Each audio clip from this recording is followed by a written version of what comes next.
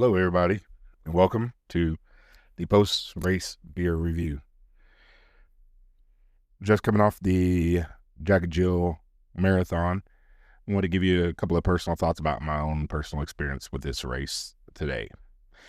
We started out bright and early. It was a cloudy morning, which is fairly expected with that weather, with that altitude. I believe it was in the high 50s. Race starts out before the race starts out, there's plenty of porta potties around, plenty of people, plenty of energy. Meet up with the pace group. I was a pacer for this race. I was a sweeper, actually, me and Monty. And we were going out. Monty was going to be the last sweeper, and I was going to be the next to last sweeper. So his job was to stay with the last runner, or at 7 hours roughly. My job was to stay with the next to last runner, 7 hours roughly. Monty was basically within sight of me on almost all straightaways when I looked back. We started out together. He got out in front of me because he's a faster walker than I am. I couldn't walk that fast. Race starts out. We go through this train tunnel. Train tunnel, as you approach it, it looks like a small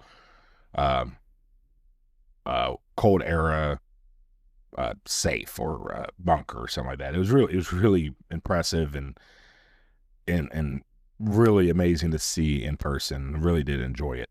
The site. Go into the tunnel. I did not run through the tunnel. Monty gave me a heads up and said, you probably don't want to run because it's easy to injure yourself in there.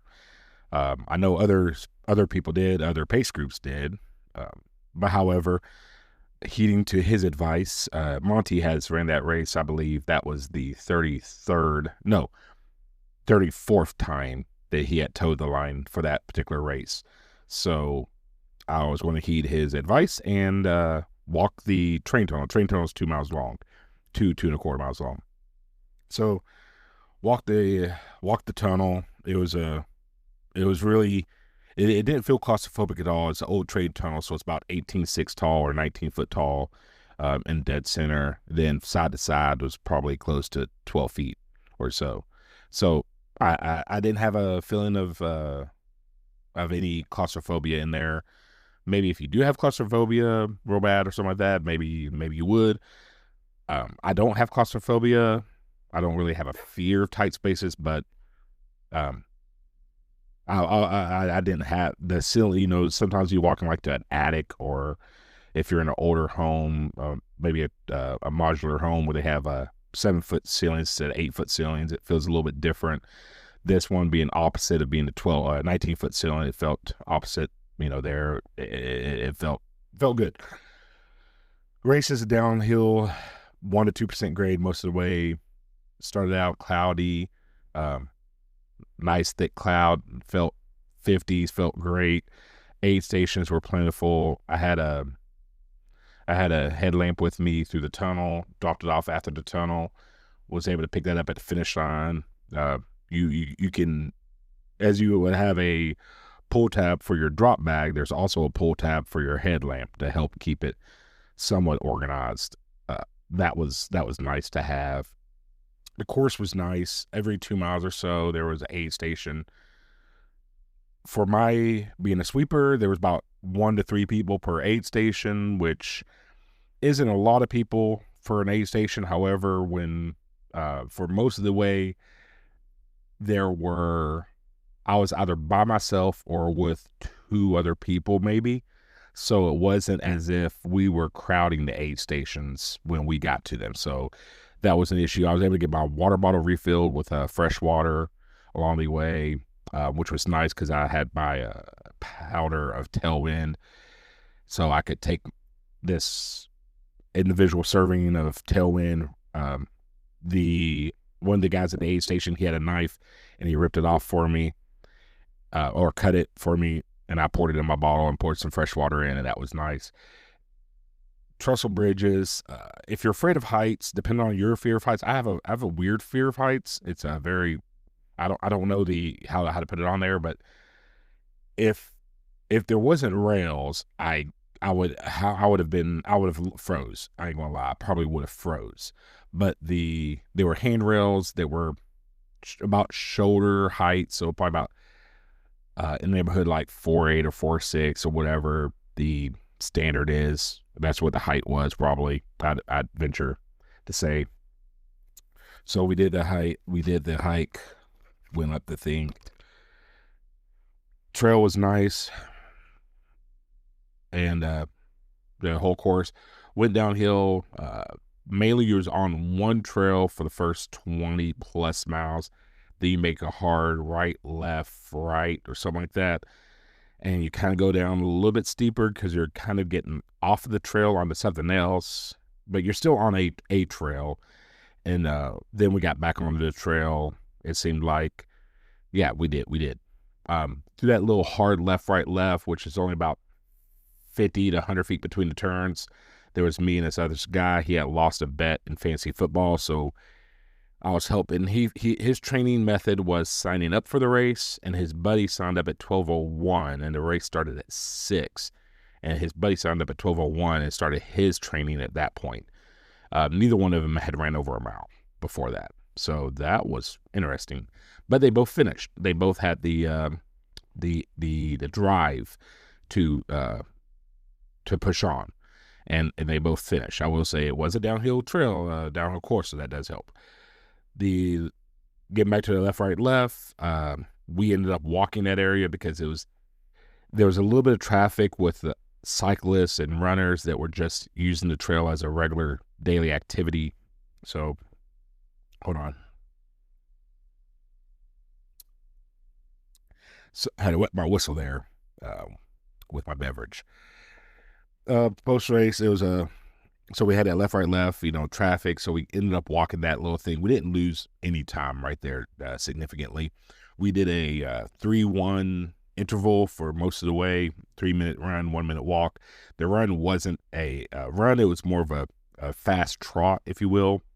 And the walk was very casual. Monty, final sweeper, I called him the slug or the snail, because every time we looked back, he never ran. I never saw him running, but he was very steady with like a 17-minute walk.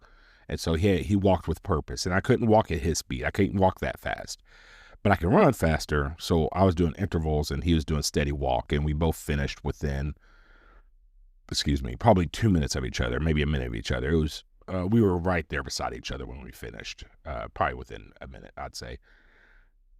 Overall, it was a really nice experience, a really nice day.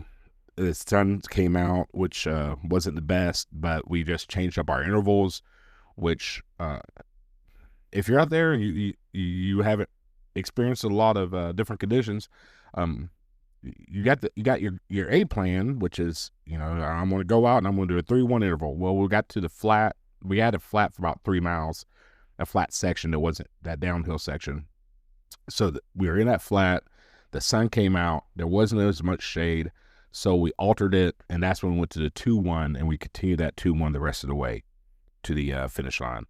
So, adjust your plan for conditions.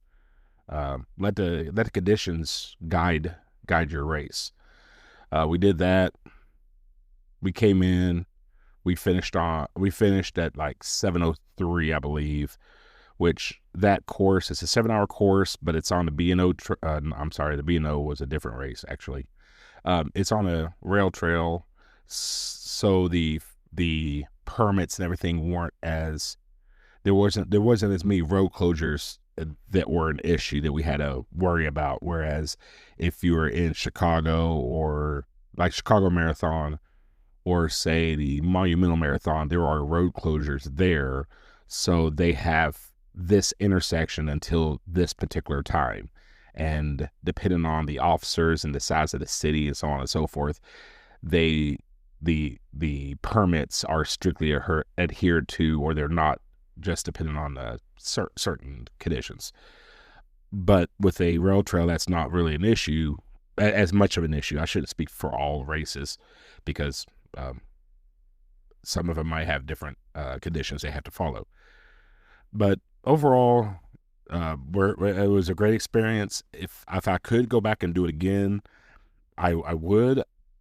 If I could go back and there wasn't as many hurdles, because for me personally, flying from Indiana to Seattle is a thing. And then I'm trying to get 50 states out of the way. So that's another thing. I do repeat, but I'm trying to limit my repeats. However, but when it boils down to it, if I could, I'd be willing to repeat that race. Um, yes, I would be willing to repeat that race. So it was a great race, well organized. Aid stations are great. Mile markers were on point. There were mile markers inside the tunnel because it's a 2 mile tunnel. There's a different color for the half and the full, which was nice. When you started, you could see down, say, a quarter mile or so. You could see that flag for the mile marker. There's also buckets at the mile marker that we were using. So me and Monty, we were picking up trash. He gave me a bag, which I should have brought my own bag. I don't know what happened, but I didn't. And then I lost the bag promptly. So I just stuffed all the goos and gels and everything that I could pick up. I stuffed those in my pocket. When I got to a mile marker, I would take them out and throw them in the bucket at the mile marker. And then somebody, whenever they picked up the flags, they could pick up the bucket and proceed with the trash. I do want to ask everybody out there who's running marathons and half marathons, why can't you just carry your gel for an extra 3 minutes, guys? Come on. You've carried that gel for 15 miles in your pocket, and now all of a sudden you squirt it, you took the gel or the chew or whatever, and now you're just going to toss it on the ground. Just put it back in your pocket for one more mile maybe, and then you can throw it away and not contribute to litter. And I'm not trying to get on a kick of any type of ecoism or anything like that. Just make the next person's experience better. The person behind you, the person you don't even know, make their experience a little bit better, if you could, by not littering. It has nothing to do with eco thing, and the environment. That's not even. I'm not trying to get on that kick. But getting me off of that high horse, the race. Talking to Aaron and Nick, I interviewed them for the full podcast. They didn't get to see mountain climbers when they did the race on Saturday, but on Sunday there were mountain climbers out there, which I've done 75 to 100 events, and I don't recall ever seeing mountain climbers at any event. So that was really cool to be able to take that in and see them doing their thing. And I mean, you see it on TV typically, depending on who you are or whatever. Maybe you mountain climb yourself, I don't know, but you see it on TV and you see it at the climbing gyms or whatever. But seeing somebody in the wild actually doing that, doing mountain climbing on a trail, that was really cool. I enjoyed seeing people enjoy nature, enjoy nature in their own way. That was interesting. So yeah, hold on, I gotta wet my whistle. Oh, that's a good beer. So yeah, be it the Jack and Jill Marathon, great race. I enjoyed it, well organized. I'm sorry, I do not recall what the cost of the race was. As a pacer, I had a comp code, so I was able to do it for free.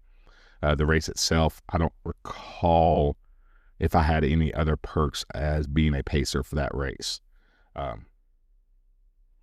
Typically, you just get a pacer shirt, so you get everything that all the other runners get, plus you get a different shirt, and you get your bib comped.